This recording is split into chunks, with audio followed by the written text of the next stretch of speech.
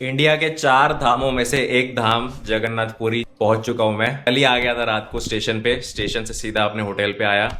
पहुंचने का प्लान था रात को 8 बजे का, लेकिन ट्रेन लेट थी तो रात को 2 ढाई 3 बजे तक पहुंचा था। अभी यहाँ पहुंच गया हूं मैं। कहाँ कहाँ जाना है देखते हैं। अभी मैंने पता किया है, आज स्नान पूर्णिमा है। सीधा चलते हैं अपन जगन्नाथ मंदिर में, देखते हैं स्नान पूर्णिमा, आपको भी दिखाते हैं। एक्सप्लोर करेंगे बाकी के प्लेसेस, क्या प्लेसेस हैं पूरी में एक्सप्लोर करने के लिए। तो चलिए शुरू करते हैं, चलते हैं सीधा मंदिर, कराते हैं आपको दर्शन।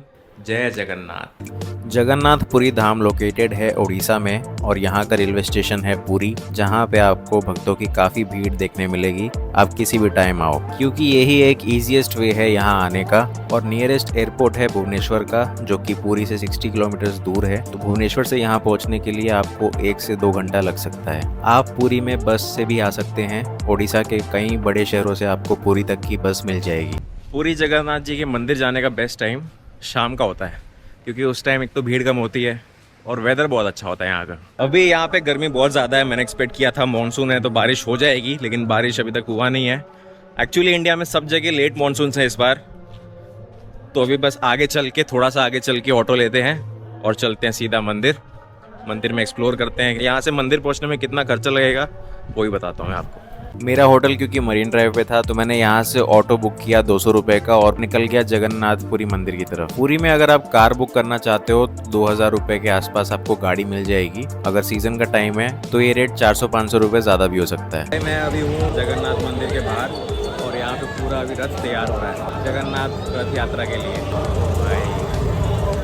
जगन्नाथपुरी रथ यात्रा हर साल जून जुलाई के आसपास होती है और इस टाइम पे जनरली भीड़ भी बहुत ज्यादा होती है। ये सामने भीड़ और ये भीड़ पूरी, ये जो काट है रथ, इसके पीछे से देखो पूरी भीड़ है। ये देखो,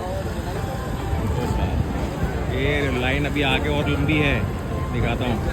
ये पूरी लाइन सिंह गेट की है, सिंह द्वार की, मतलब लायंस गेट। ओ बाप,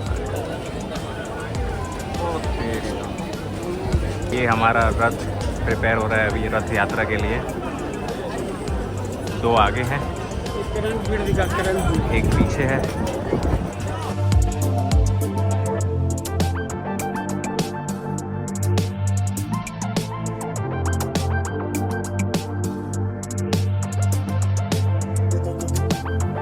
स्नान पूर्णिमा जगन्नाथ मंदिर का सबसे पहला और सबसे इम्पोर्टेंट रिचुअल होता है, जो कि ज्येष्ठ पूर्णिमा के दिन मनाया जाता है।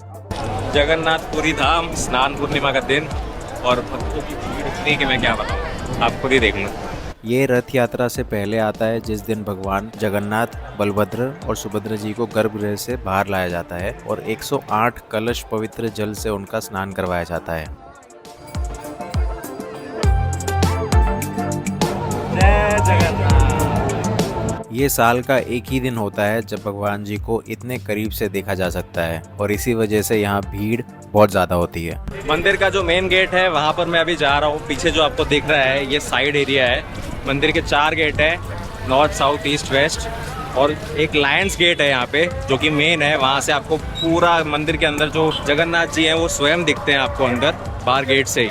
तो कैसे होंगे आपके दर्शन, कितना समय लगेगा, क्या कॉस्ट है, सामान वगैरह है जो भी आप, चप्पल, बैग, जूते, सब कुछ, इनको अगर आपको डिपॉजिट करना है तो मंदिर के जो हर गेट है, हर गेट के सामने एक शू काउंटर, मोबाइल डिपॉजिट काउंटर है, तो वहाँ पे आप जाकर डिपॉजिट कर सकते हैं। तो ये एक बैग देते हैं, उसमें आप चप्पल, जूते, सब कुछ डाल सकते हो। अगर बैग आपके पास है आप बैग डायरेक्टली दे सकते हो, डिपॉजिट हो जाएगा। वो कॉस्ट लगता है उसका कुछ 50 रुपीज़ है। अगर आप कैमरा कैरी कर रहे हैं, मोबाइल फ़ोन्स की बात नहीं कर रहा मैं, कैमरा अगर आप कैरी कर रहे हैं तो उसके लिए अलग काउंटर है, वहाँ पे आपको जाकर डिपॉजिट करना पड़ेगा। जो नॉर्मल वाले काउंटर है वो आपका प्राइवेट कैमरा नहीं लेंगे, आपको अलग से प्राइवेट सेक्टर में जाकर डिपॉजिट कराना पड़ेगा। स्नान के बाद भगवान जी को कुछ दिनों के लिए बीमार माना जाता है और उन्हें गुंडीचा मंदिर भेजा जाता है, जो कि उनकी मासी का घर माना जाता है। रथ यात्रा के दौरान भगवान जी अपने घर से गुंडीचा मंदिर तक जाते हैं और वहाँ कुछ दिन रहने के बाद वापस अपने मूल मंदिर लौट आते हैं। तो मेरे दर्शन हो चुके हैं और मंदिर मैं आपको दिखाता हूँ। बहुत ही सुंदर मंदिर है। जगन्नाथ के दर्शन होते ही मेरे 4 में से 3 धाम के दर्शन हो चुके हैं। खाली एक केदारनाथ बचा है, बद्रीनाथ बचा है, सॉरी। बद्रीनाथ मेन 4 धामों में से एक धाम है इंडिया का। और दर्शन करने में समय कितना लगा वो मैं आपको बता दूं। जब हमने एंट्री किया था तो टोटल दर्शन करने में 20-25 मिनट लग गए और अंदर बड़े बड़े गेट हैं। मंदिर में 3 मूर्तियां हैं, जैसे कि आपको पता है, जगन्नाथ जी के भाई और बहन है। ऐसा लग रहा है यात्रा सफल हो गई, क्योंकि अभी रिसेंटली मुझे स्नान पूर्णिमा के दिन का जो प्रसाद है वो मिला है मुझे, और ऐसा लग रहा है यात्रा सफल हो गई है।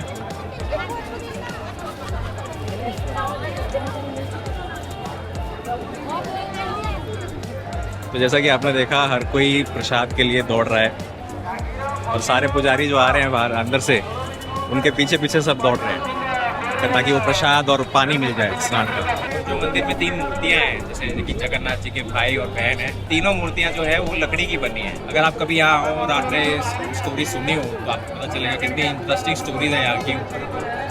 जो फ्लैग है उसकी बहुत यूनिक स्टोरी है, जो एक साइंस भी जवाब नहीं दे पाया है। तो देखो, ये भगवान का स्थान है, तो यहाँ रहस्य और ये सब चीज़ें होना तो आम बात है। बाकी आइटनरी और बजट की डिटेल्स मैं आपको आगे वीडियो में बताऊंगा। इस टाइम पे आना चाहते हैं रथ यात्रा के टाइम पे तो आपको बहुत भीड़ मिलेगी। बाकी किसी भी टाइम में आपको इतना भीड़ नहीं मिलेगी, क्योंकि कंपैरेटिवली कम मिलेगी रथ यात्रा से।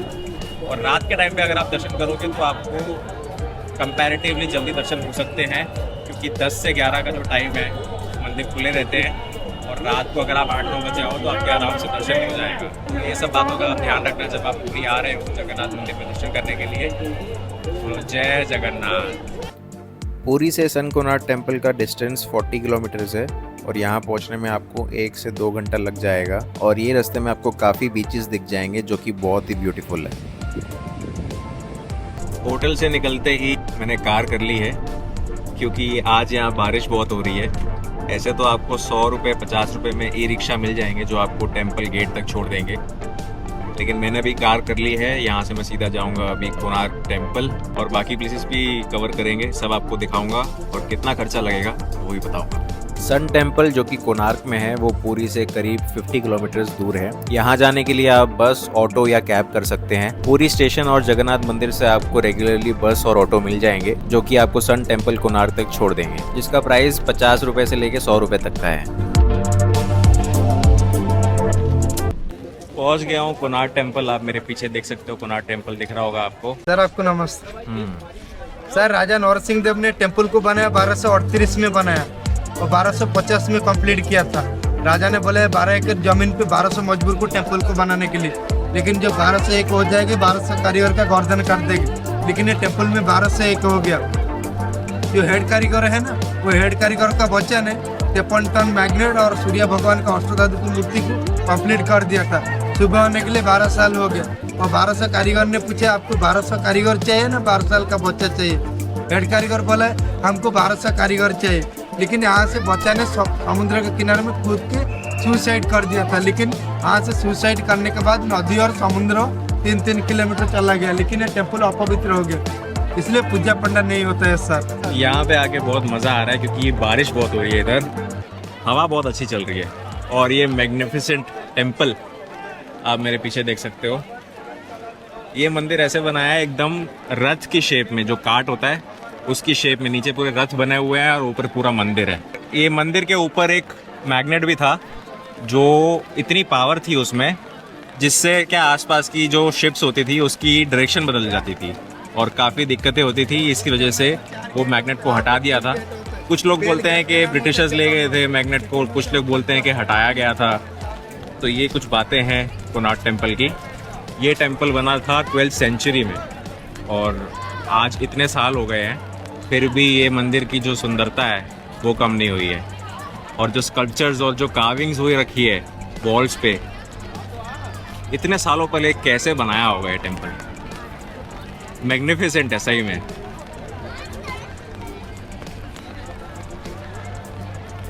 कोणार्क टेम्पल का जो एंट्री टिकट है वो 40 रुपीज़ का है। तो अगर आप आ रहे हो, आपका इन्वेस्टमेंट जो होगा 40 रुपीज़ का, वो वर्थ इट होगा, वो वेस्ट नहीं जाएगा। I am sure about that. तो आप जब भी आओ कोणार्क टेम्पल ज़रूर विजिट करना, क्योंकि ये यूनेस्को की वर्ल्ड हेरिटेज साइट में भी है शामिल, तो यहाँ आना तो बनता है। 12th सेंचुरी में ये मंदिर को बनाया गया था, और जिस राजा ने बनवाया था उसने ऑर्डर दिया था कि 1200 कारीगर ही बनाएंगे, लेकिन क्योंकि 1201 कारीगर लगे थे इस मंदिर को बनाने में, इसीलिए राजा गुस्सा हो गया और ये मंदिर अपवित्र हो गया।